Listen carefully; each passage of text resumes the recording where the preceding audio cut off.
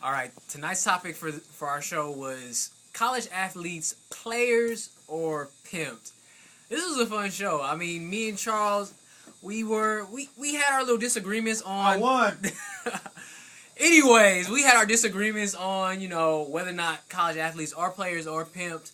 I came from the perspective that when you have these big entities that are institutions of higher education, which tend to seem to care more about the profits that they reap from off the backs of these different student athletes versus whether or not they really prioritize education. I mean, you have these different institutions that are making $30-40 million a year, and these athletes, okay, they're getting their education paid for, but at the same time, for me personally, I don't think that's enough. I think they're the product, and they should be compensated. Not saying they should be making millions of dollars or anything like that, but I don't think that when they have boosters who are giving them a few $1,000s each year to cover living expenses or whatever the case may be, that it should be that big of a deal.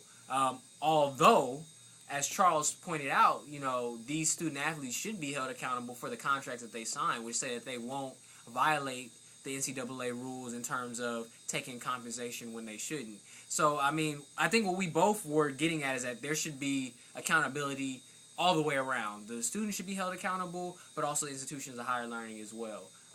Education should be prioritized, and these student athletes, they should take advantage of the education that they do get for free in most cases. But at the end of the day, though, if you don't know what your purpose is in Christ, that education, whether or not you become a teacher, a scientist, a doctor, an athlete, whatever, in the grand scheme of things, it means nothing, because God created you with a specific purpose in mind, and you can't accomplish that purpose if you don't know who Christ is and you don't have a personal relationship with Him. So if you don't have all that, then you're wasting your life. And it's up to us as a church to go out there and talk to these kids in the inner city who tend to predominantly be the star student athletes who don't take the education as seriously as they do because of the environment they're forced to grow up in without mentors.